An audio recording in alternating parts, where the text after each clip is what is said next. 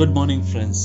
आप सबों को एक और बार हमारे उद्धारकर्ता मुक्तिदाता प्रभु यीशु मसीह के सामर्थी नाम में जय मसीह की। अजीजों, आज के मनन का भाग हमने लिया है जो वचन मेरे दिल के बहुत अधिक निकट है।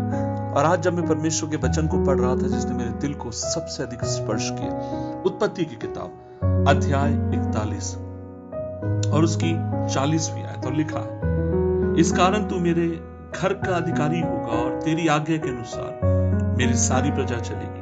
केवल राजगद्दी के विषय में मैं तुझसे बड़ा ठहरूंगा। फिर फिरौन ने यूसुफ से कहा, सुन, मैं तुझको मिस्र देश के सारे देश के ऊपर अधिकारी ठहरा देता हूं। अजीजों, एक अद्भुत घटना यहां घटती है। जेल से एक जवान को निकाला जाता है और उसे उठाकर अधिकारी बना दिया जाता है। कौन था ये व्यक्ति? और हम सब लोग जानते हैं ये और कोई नहीं, यूसुफ था। लेकिन बाइबल कहती है इससे पहले वो एक अधिकारी बने, उसके जीवन में अलग अलग परिवर्तनों से परमेश्वर उसको होकर लेकर गया। आज मैं एक बात आपसे कहना चाहता हूं भाई और बहनों, प्रभु ने आपको दर्शन दिए होंगे, प्रभु ने आपको सपने दिए होंगे, और परमेश्वर उन जो कुछ उसने आपको दिखाया है वो एक एक बात को पूरा करने के लिए विश्वास योग्य है।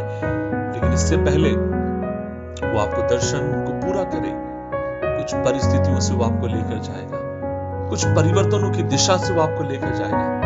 आपके जीवन में कुछ ऐसी मरम्मत वो करेगा जो आपको मुझे पसंद नहीं है। उसे यूसुफ के साथ किया। बाइबल कहती है 17 साल की उम्र में वो सपना देखता है, और सपना तो यही था कि वो अधिकारी बनेगा और उसके माता पिता एक दिन आकर उसको दंडवत करेंगे, और बाद में आप और मैं होते हुए देखते हैं। लेकिन पता है यूसुफ, परमेश्वर क्या चाहता था यूसुफ के साथ?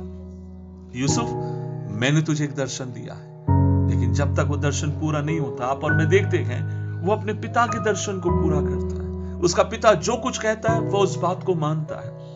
जब वो पोतीपर के घर में आया, यूसुफ ने एक मन में अपने उस दर्शन को जरूर रखा होगा, लेकिन परमेश्वर चाहता था कि यूसुफ पोतीपर के घर में पोतीपर के दर्शन को पूरा करे, और जो कुछ उसका था, जो कुछ उससे चाहा गया, वो सब कुछ पूरा करता गया। जब वो जेल के भीतर उसको डाल दिया गया, परमेश्वर चाहता था वो जेलर के दर्शन को पूरा करे, ताकि एक दिन वो परिपक्व होकर उसके दर्शन में पहुंच सके। और जब वो जेल से बाहर निकाला गया, आप और मैं देखते हैं फिर उनको एक सपना मिलता है, और उसका सपना ये है 7 साल अच्छा समय, 7 साल के बाद अकाल का समय। और तब फिरौन कहता है, तू एक काम कर यूसुफ, अब ये मेरे दर्शन को तू पूरा करेगा। आप देख रहे हैं परमेश्वर कैसे लेकर आ रहा है यूसुफ को तैयार करते हुए,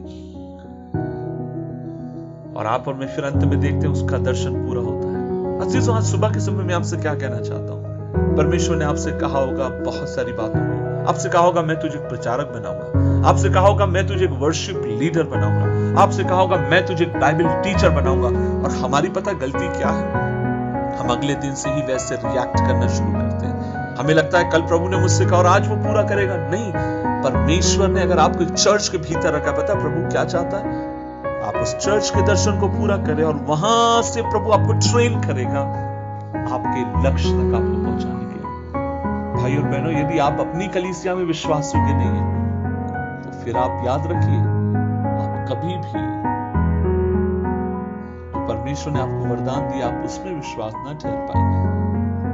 आज मैं आपसे कहना चाहूंगा, आप बहुत सारे लोग जो मुझे सुन रहे हैं, आप कहेंगे पास्टर कई साल हो गए एक ही चर्च में और मेरा दम घुटता है। और आप कहेंगे पास्टर ना जाने मेरा समय कब आएगा।